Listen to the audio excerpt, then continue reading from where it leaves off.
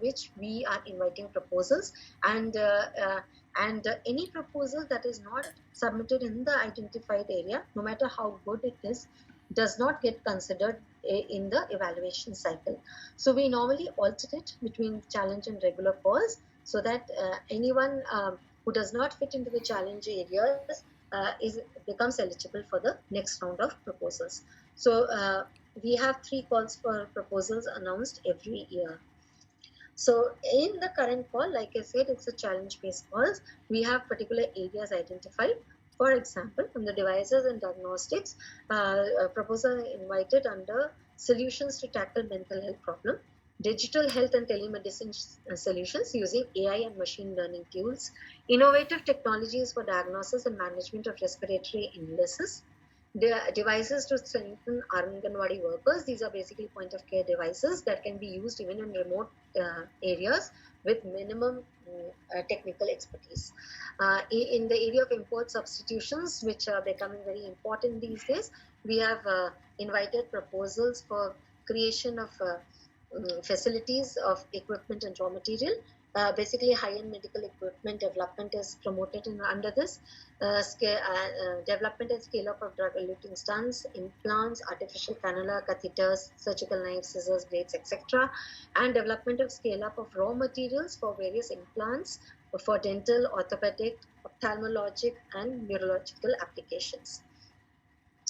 Under drugs and drug delivery, which is the next thematic area that we support, we are inviting proposals for drug repurposing for neglected diseases, genetic diseases, and rare diseases, NAFL, non-alcoholic steatosis, and neurological disorders, vaccines for neglected diseases and neurological diseases, new methods and technologies of delivery, new methods and technologies for vaccine delivery and cold chain distribution of vaccines, pan-corona vaccine that's being encouraged under this call, and variant-specific product characterization assays that will be needed for validation with appropriate testing plans and data.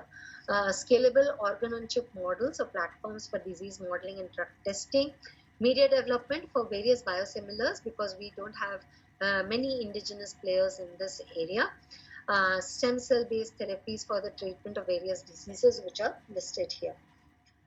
Then under energy, environment, and secondary agriculture, we are inviting proposals for strain engineering, process development, cost-effective production technologies for the production of enzymes, specialty chemicals, APIs, bulk molecules, and high-value products, efficient and sustainable biofuels, energy blended fuels, drop-in fuels, enhancement of methane production from biodegradable biomass dumped in landfills, biotechnological routes for decomposition of plastics and microplastics, and site-specific remediation of xenobiotics from the environment. Biotechnological means for river surface cleaning, water body restoration, development of plant polysaccharides and new source for coagulant, surfactant or flocculant aids, biotechnological intervention for air pollution management, development of plant-based meat products, artificial meat and cultured meat, bioactive compounds for medical plants having phytopharmaceutical applications, to establish value addition with infrastructure facilities like sorting, grading, packaging, and processing for horticulture, including organic produce, marine and dairy and poultry, technologies for enhancing the shelf life of various packaged foods and exotic fruits, probiotic products for lactose intolerant population, technologies for production of traditional drinks, and waste management of animal farm, which includes animal farm waste and slaughterhouse waste through biotechnological means. So in the area of veterinary sciences and aquaculture, in this thematic we have 3 parts: agriculture, where we are inviting applications under digitally enabled disruptive technologies, which include sensors, IoT, 3D printing, robotics, AI, machine learning for smart agriculture and disease management, accelerating the productivity and yield enhancement of oilseeds and pulses, which is a very important area that is being stressed by the government. Gene editing technologies to improve traits like yield, quality, disease resistance, etc. in crops.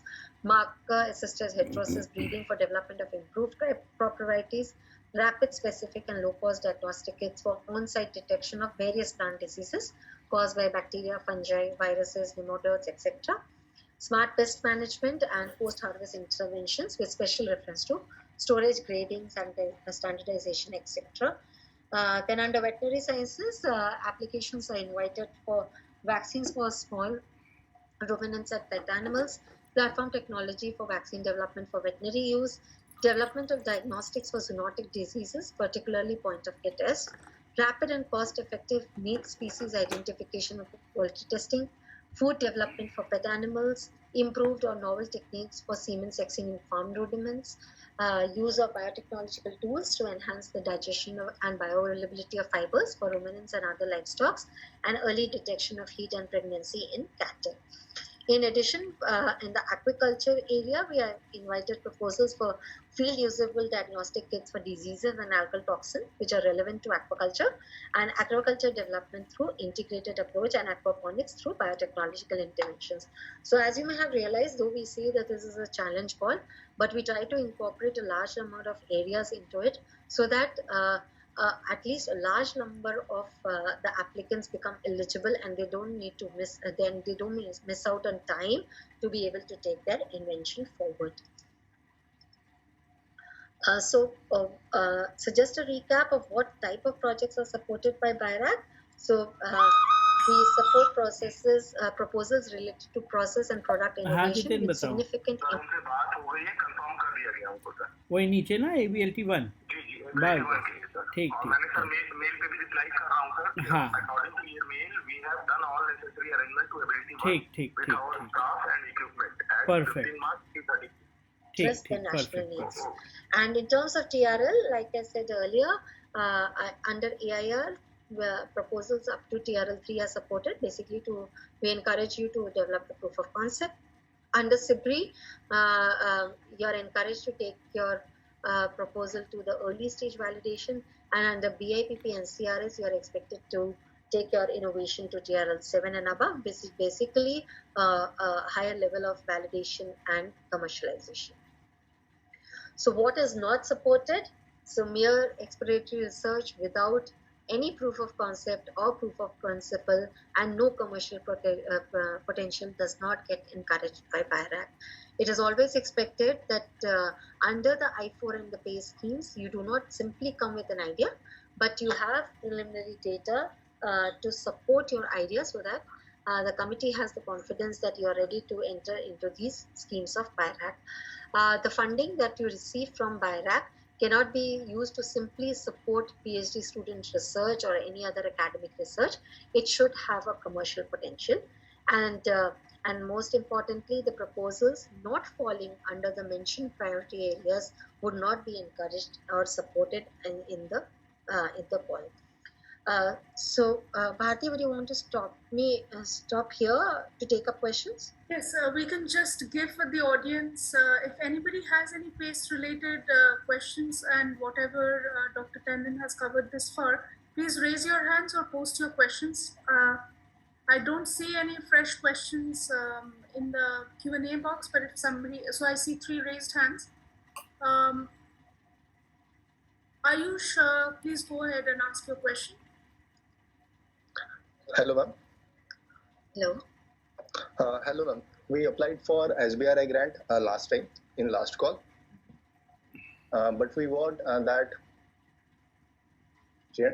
And we applied for, we submitted the data which we have applied for patents. So what is, instead of these patents, what we need to submit in preliminary data?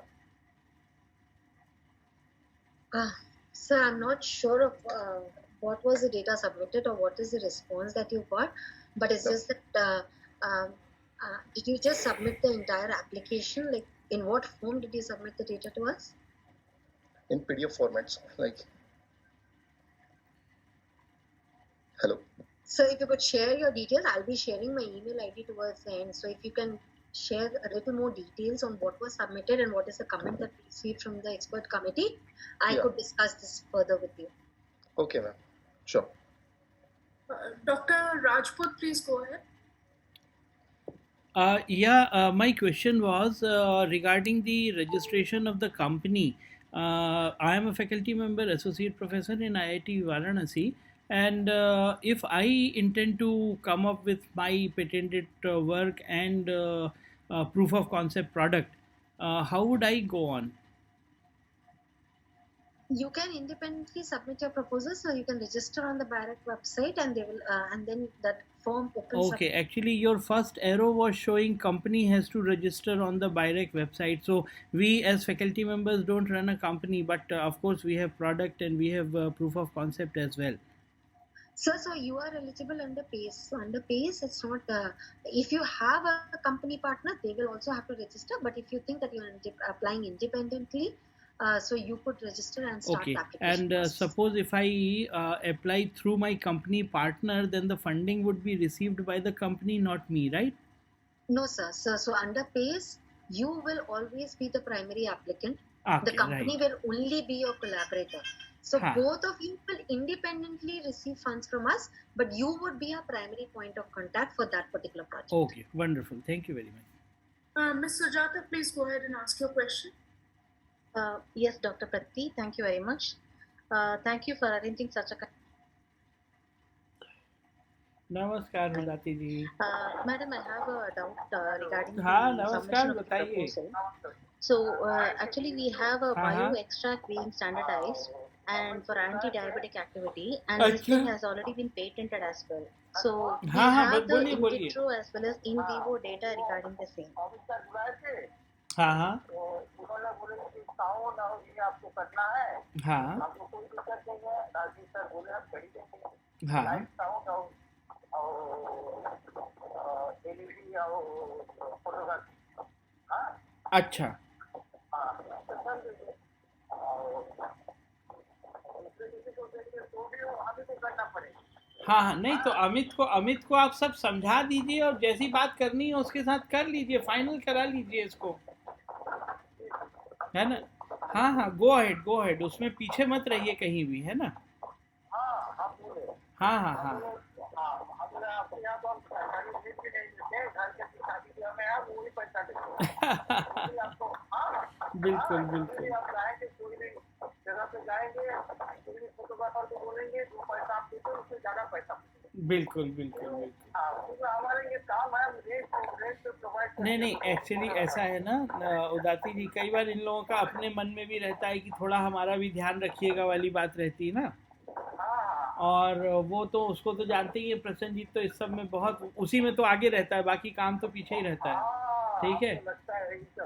तो इसीलिए ना थोड़ा सा आप frankly बात कर लीजिएगा, क्या फ़र्क पड़ता है भाई बिजनेस तो बिजनेस है ना. ठीक है. तो आप अपने हिसाब से पसंद करके आप अपना कर लिए, है ना, उसको आगे बढ़ाइए, प्रेफरेबली पूरा. हम अभी घर पर हैं. एक लाइव मीटिंग चल रही है एक्चुअली, उसी में पार्टिसिपेट कर रहे हैं, है ना. हाँ अरे अरे अरे अच्छा ठीक है, आप उसको आगे बढ़ लीजिए, कंप्लीट कर लीजिए, जो फाइनल होगा तो फिर हमको बताइएगा, है ना. सुनिए वो सब आप अपने हिसाब से अपनी लिस्ट बना लीजिए, हमको बस कोई कमी ना आए, बस इतना इम्पोर्टेंट है. ठीक है. हाँ हाँ ठीक ठीक okay bye.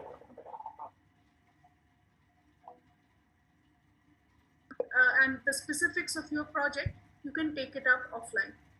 Dr. Sonali, you can go ahead with your presentation. Okay, so in the next few slides, I'll just introduce you to the evaluation and the decision-making process and a few do's and don'ts once you are ready to apply to us.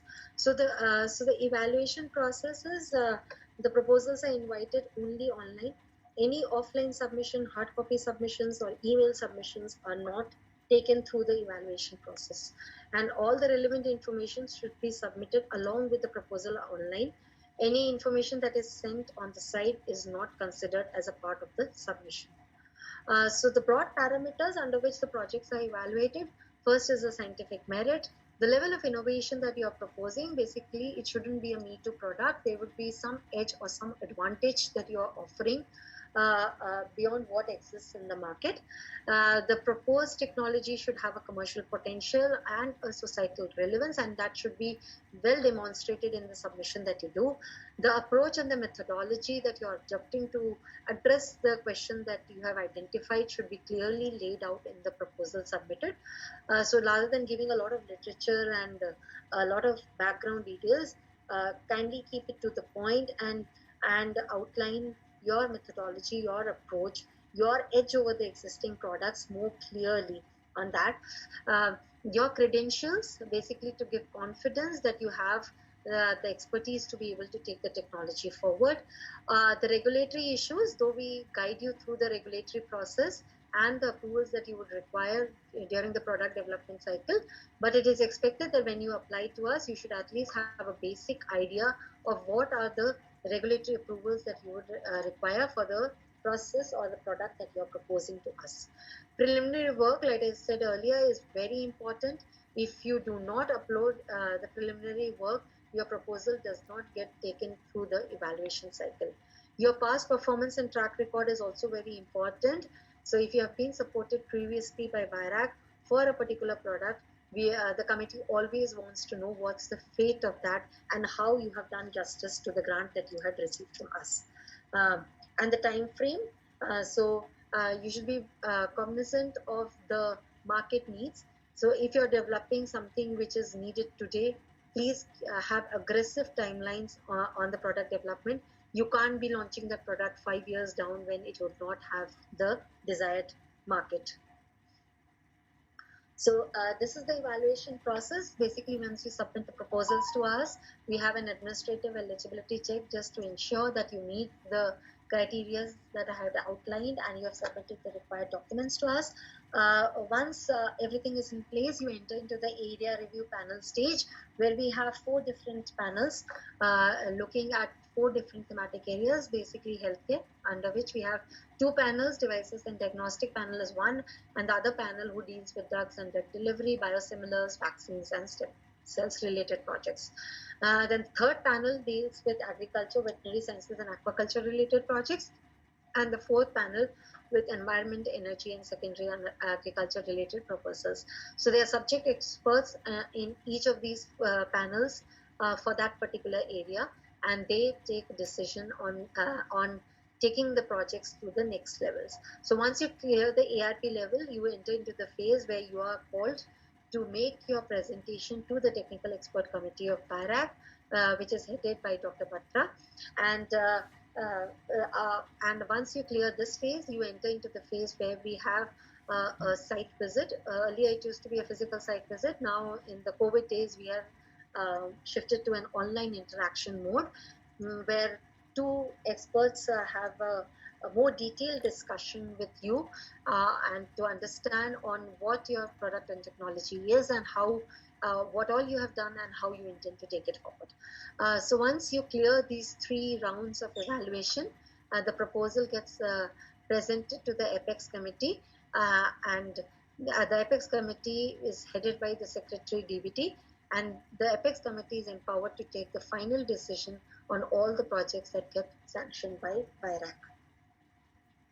So like I said earlier, we have 4 panels, the ARP panels, which look at specific areas, and they have subject experts related to each of these areas. The Birac technical managers also prepare an in-depth analysis based on the data that you have submitted to us, and this is the report that gets submitted in the ARP phase, because at that time the company does not come in. So in the ARP, we have internal officers preparing reports for the projects, and also we have each project given to at least 3 subject experts, and their comments are received online, that gets presented to the Technical Expert Committee. Any financial and IP related issues are also flagged to the committee, and so the Technical Expert Committee is the final decision making committee on the technical issues. So they all the reports, be it at the ARP level or the site visits that we have, get presented to the TEC, which is headed by Dr. Batra. Earlier it was headed by Dr. Patnaban, and the decisions of this committee are finally approved by the competent authority at Birac. So the tech, in addition to taking decisions on project funding, also assists us with the monitoring and the mentoring of the projects once you enter into the ongoing phase. The third phase of evaluation, like I said, was a site visit, and now we have it in the online mode, where we have a Birac facilitator and 2 experts discussing in detail the projects with you. And it is at this phase that the final objectives and activities of the projects gets outlined, in discussion with the company, and this is what becomes the scope of your current project. At this stage, we also have a financial due diligence, wherein we have an empaneled CA look at your financials and and basically they examine the legal status of the company, your strength to bring in your contribution where you are expected to do so, your debts and other things get examined, and this report gets presented to the Apex committee for final decisions. So once you clear the all rounds of evaluation and the Apex recommends the proposal for further funding, you enter into the grant and letter agreement with us, and your project gets ongoing. In the ongoing phase also, we have very rigorous monitoring of our projects. Each project has 2 experts that gets associated with it, and every project gets evaluated at least twice a year through various modes of evaluation, so that we ensure that you are technically progressing in the right direction, and any changes that may be required gets duly advised by the experts and approved by the TEC before they are implemented. So in terms of fund disbursements for any projects that are greater than 12 months, we have 3 technical milestones defined. So Birac releases are milestone based. Only on successful accomplishment of milestones are the funds released. At the signing of the contract, you get an upfront 30% of the funds released by Birac to start off your activities. Subsequent releases are only after accomplishment of the said milestones. And for a greater than 12-month project, we have typically 5 releases, 1 on signing of the contract and other 4 on completion of the milestones that are set. Whereas for a proposal which is less than 12 months, we have only 4 milestones. The first 3 milestones, the first tranche of 30% gets released on signing of the agreement. The next 2 gets released at the completion of the first 2 technical milestones, and the last on the submission of the report to us. So typically the last installment is in the form of a reimbursement for all the expenses that have been incurred. So a couple of very important aspects that you should keep in mind while you are submitting your proposals to Birac. First is, if it's a challenge call like the current call, please ensure that you have read the RFP document very well and you are submitting under the right call. Please read the scheme document also to ensure that you have selected the right scheme to apply and you have fulfilled all the eligibility criteria that exist for that particular scheme. Your selection of research problem is very important. It's expected that you would have done a very thorough market survey before identifying the problem that you have set out to address. You are aware of the competitors in the field. The commercial viability of the product is very clear in your mind when you are selecting your research problem.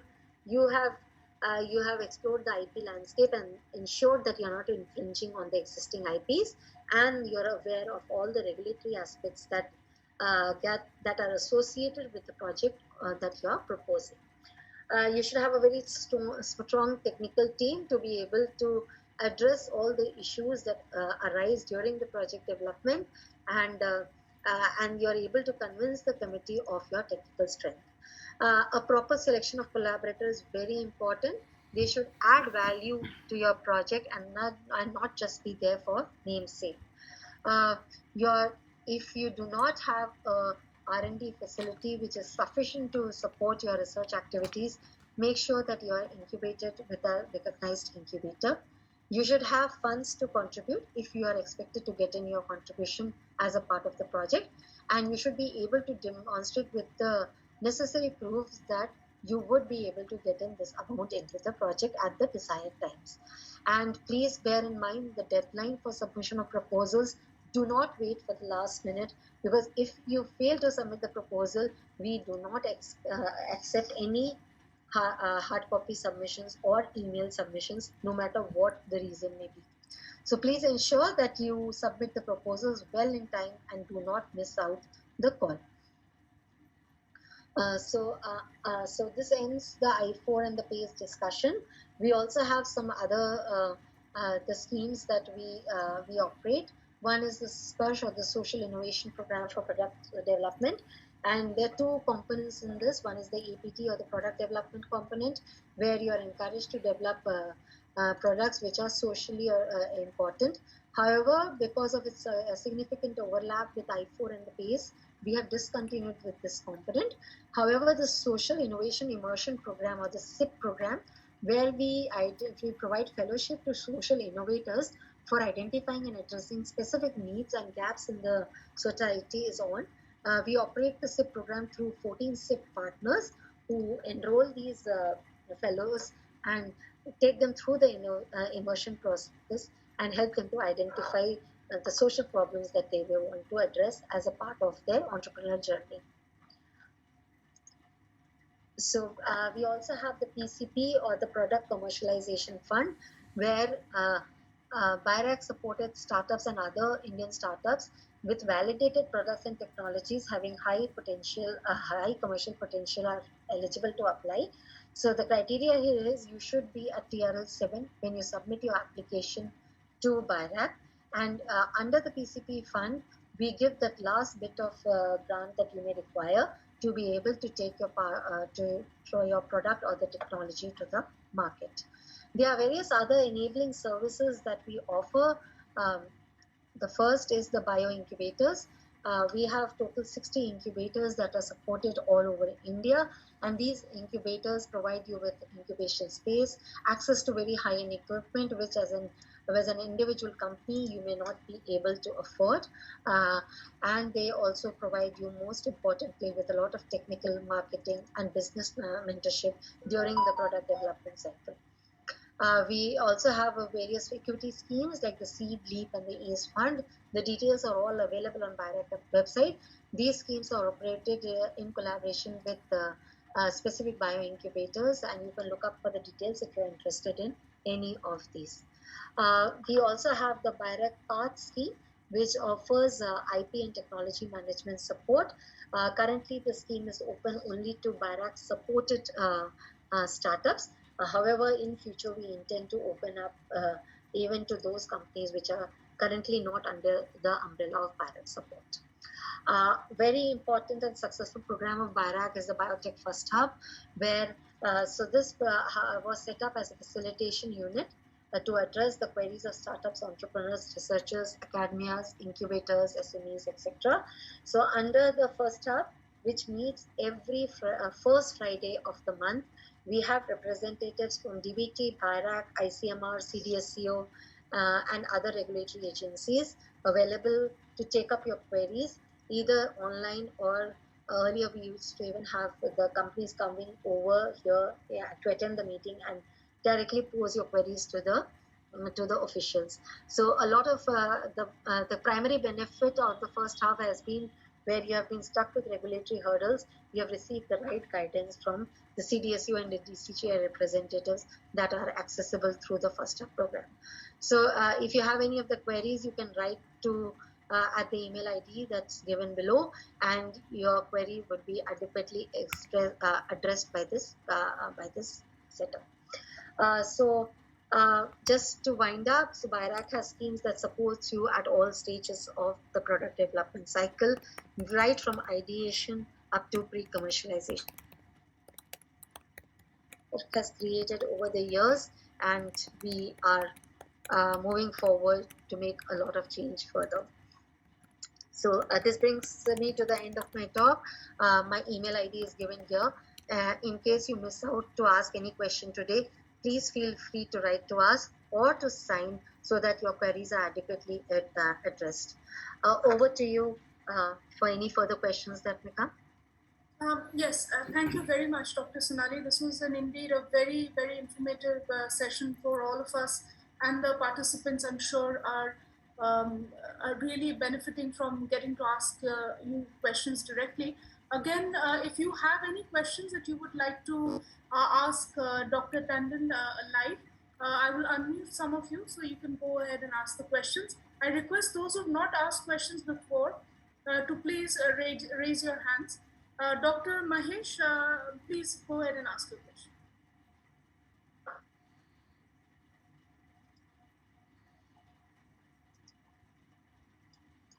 Dr. Mahesh, kindly unmute yourself and ask your question.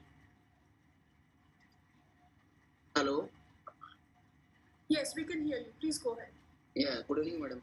Yeah, my Okay. PhD in biofuels and related to date palm tissue culture.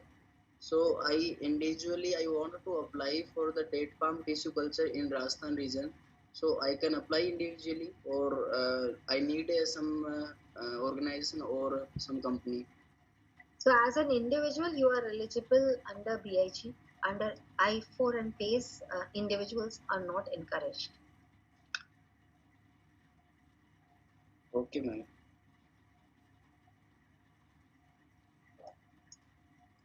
Next, we have Vaibhav. Please go ahead and ask your question. Hi Sonali, this is Vaibhav again from Lamarck. My question is regarding matching the funds that we are asking. So, because you said you will get in parts. So you imagine you get the funds in three parts. Do the company has to have, for example, if I ask for 4 CR and company has to put 4 CR, we need to have 4 CR beforehand, or we have to, by the time they put the second installment, we have to also have the second installment ready, like that. Yeah, so you're expected to match Birac contribution and expenditure at every milestone. But it's just that in the beginning, when you're in the pre-sanction stage, the CA should have confidence that your contribution of 4 CR is like you have already organized that, though you may still not have it in your account. So you should be able to convince that you will be able to get this contribution at the right time. Okay, so who will decide? Like CA has to say something about that. So we normally have a impanel CA who does a financial due diligence. We also have the Birac finance team looking at the financials that you share with us. So based on that, you are asked to provide certain undertakings and certain documents which suffice to say that you are in the right position to get in your contribution. Thank you. There's a question from Ravi Teja. How to access First Hub? So I showed you an email ID, basically Miss Sonia Gandhi. She handles that program. So if you go to the Birac website and look at the First Hub section, you will find an email ID. It's basically sgandhi.birac.nic.in. You can drop in your query there. So so sometimes if the query is complex in nature, you are asked to interact one-to-one with the committee to be able to understand your problem. Or if it's a straightforward question, it gets forwarded to the required experts and their recommendations are forwarded to you for further actions. Thank you for that.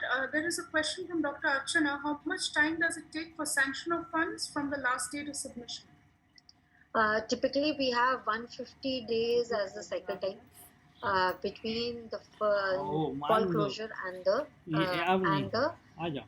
communication of the final decision, which is the apex committee approvals to you. So that duration is 150 days. There have been challenges in the past 2 years, which, like in all other fields, we have also fumbled on these, but this is not a very regular feature. Gautam, you can go ahead and ask your question, please. Yeah, thank you, ma'am.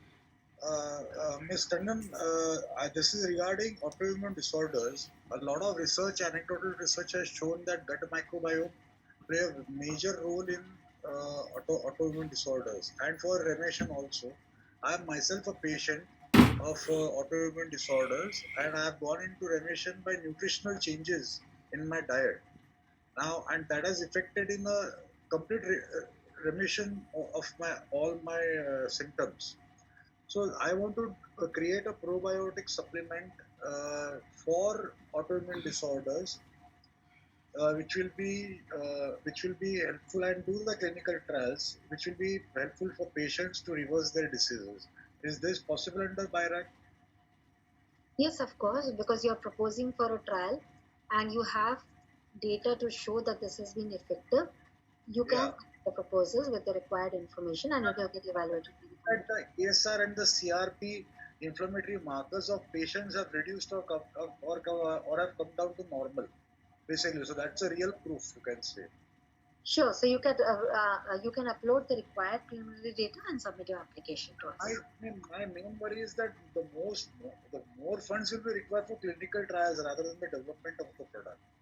So that doesn't matter. So there is no cap on the funding, be it CIBRI or be it BIPP. So as far as it's a justified cost, there shouldn't be an issue. So as an individual, where do I apply big scheme?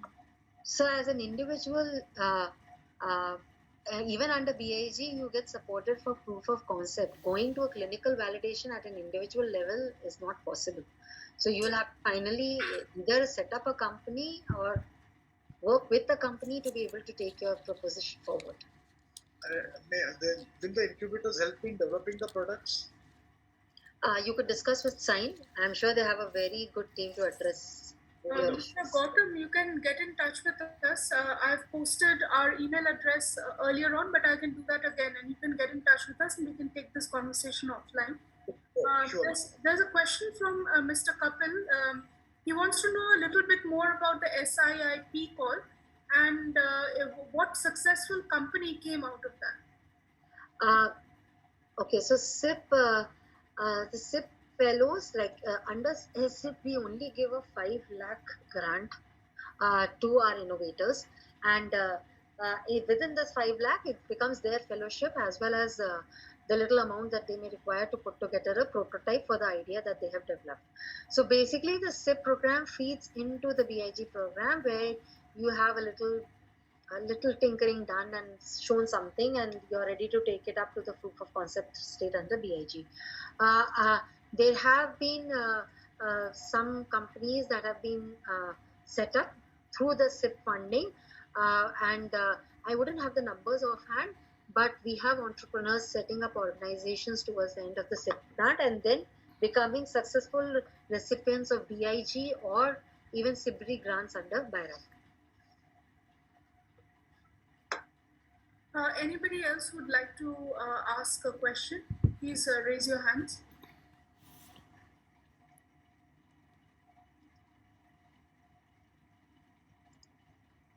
Yes, Dr. Rajput, please. Okay, I saw a raised hand. The simple query was one of my friend was telling that it requires a royalty and it's no more a grant. So under which scheme do we would we be able to receive a grant support rather than partnership uh, support? So the royalty clause is applicable now across all the schemes of Birac. Right. But you receive grant only. The royalty becomes applicable only once the sale of your product starts. Okay. You're not expected to pay any royalty during your development phase.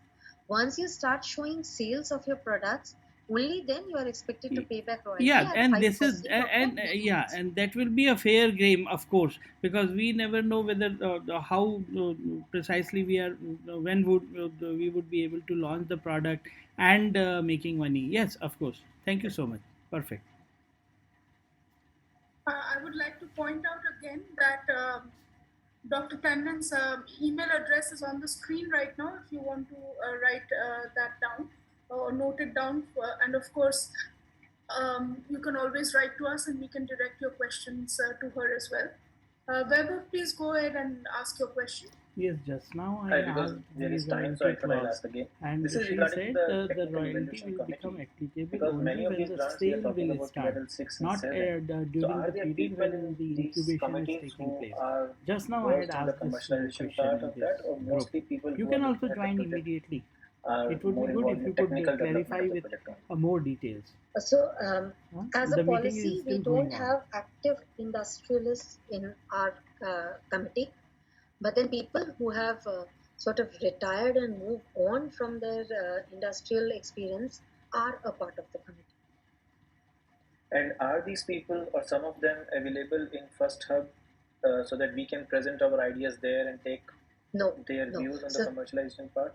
no. So this is not the scope of first hub. The first hub is more to direct you on the regulatory aspects of your project. Okay, okay. But we will receive in these calls, we will receive our marks on like Yeah, commercialization of front course, separately and of technical course, front separately, even if you of don't course. succeed, right? Yes. So we ensure that the adequate feedback is at least provided to you, even at each level of evaluation, even if you don't sail through to the end. Yes. No, because my past experience has been the feedback is there, but what you don't get is separated in terms of because early grants are mostly technical work, but the late grants like this they require some items of the commercialization side. So that part, if it is separate or not, that was I just wanted to raise this point, if it helps. Yes. We could take it as a feedback, but currently we don't really bin it. It is a general set of comments that come into. Okay. Thank you, Sonali. Dr. Sonali, I have again another question related to the royalty clause.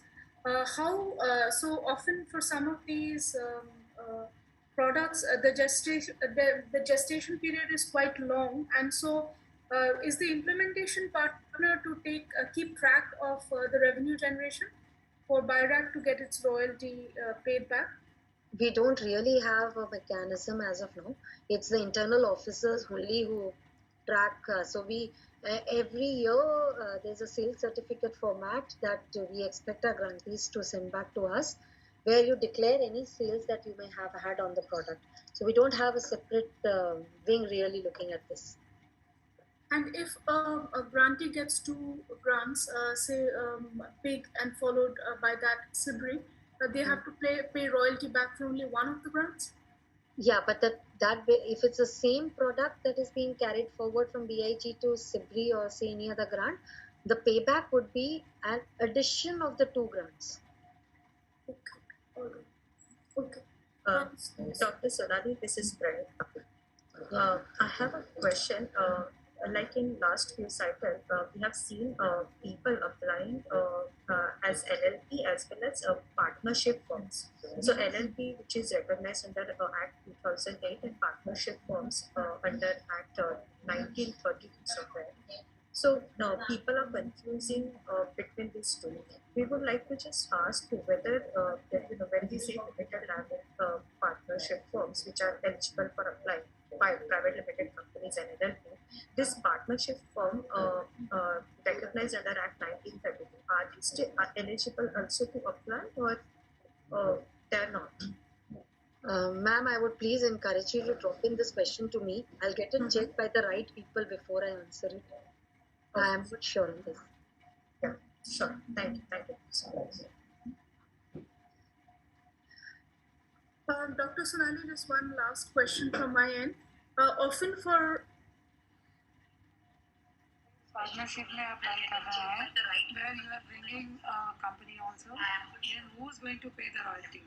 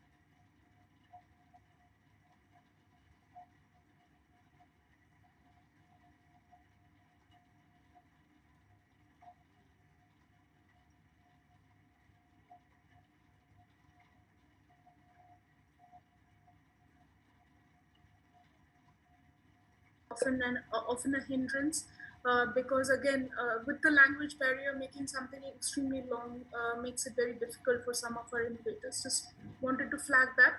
We'll just take two last questions, one from Dr. Rajput and right after the last one from Weber. Please go ahead and ask your questions.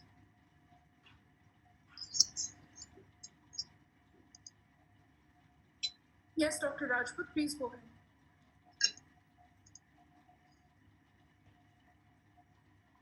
Okay, we cannot hear you. My yes, query was suppose if it comes to be paying the royalty, then who will bear the onus, the primary person, for example me, or my industry component? Sir, under PS there is no royalty because we don't expect academia to pay back to us. Royalty becomes applicable only under I4 and BIG schemes. Okay. Dr. Tandon, here, when it comes to academic collaborators, we've been asked this question: are foreign universities allowed to collaborate on such projects? Okay. No. Vaibhav, please go ahead and ask your question. Actually, very much in line with this. When you interact with an academic collaborator, and you're applying for these grants, is it important that they follow the university norms or they have ownership in the patent? Because as an industry partner, we would love that the patent stays in the name of industry alone. What is the scenario from Birac side about their We don't have any guidelines on this. You should the patent should be with the applicant and not with you as an individual. So if you are applying from company ABC, the patent should be in the name of the company and not under your name, who is the PI of the project. So, for example, an academic person is applying, like under ARS scheme, I think you said, okay, and the patent is coming out, but he has already created a collaboration, which you told just now that it's facilitated by them, that you already have a collaboration with the industry partnership, and under that, he has already mentioned under MOU that if the patent comes out, it has to go to them, even if there is a small price that has to be paid by the industry later on. That kind of MOU is there. So that should be shared with Birac. It is promoted or no? So I don't think that is promoted, because we expect you to engage with the industry in a contract mode and not in a mode of transfer of technology. Okay, can you elaborate on this?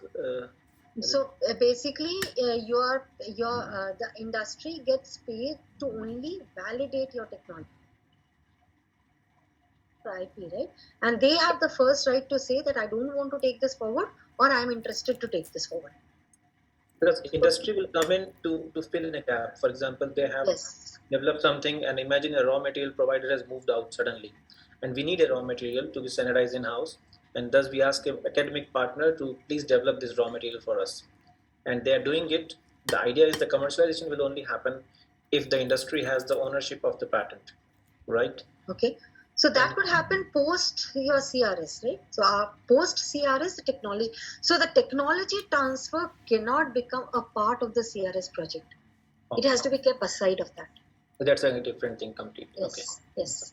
Doctor, thank you, Vaibhav, and thank you, Dr. Tandon, for your answers. I just will conclude with two questions from my end.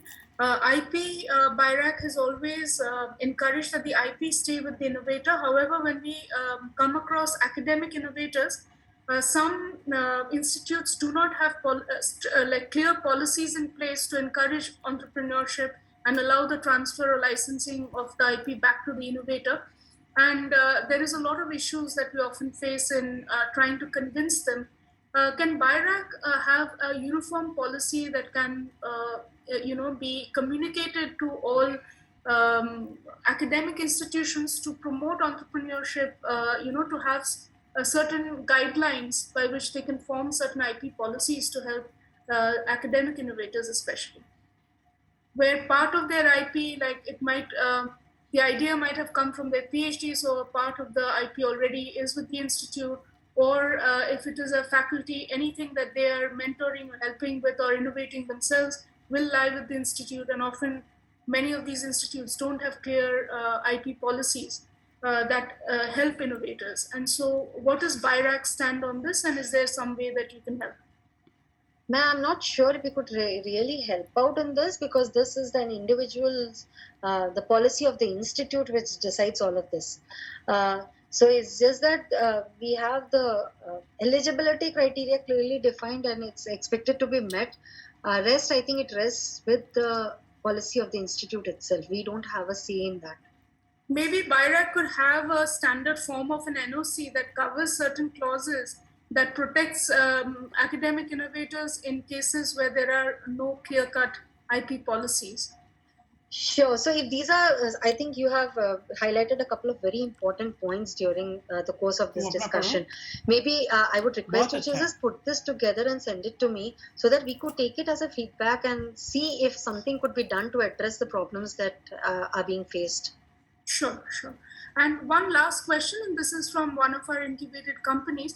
If an incubated company has the ability to manufacture their own, say, point of care devices or something like that, is there a fund that supports setting up a manufacturing facility? No, so we don't support facility creation for individual setups, right? So for a company trying to set up a facility to manufacture their own product, we do not support that. All we support under category 4 of BIPP is shared infrastructure. So basically facilities that are created that can be used even by others to fulfill their needs. So for individual use, we do not encourage facility productions. Okay. And one last question that has come from a participant. It's that, you know, how for big the company has to be less than 5 years old, so the maturity is very important. What about the other grants?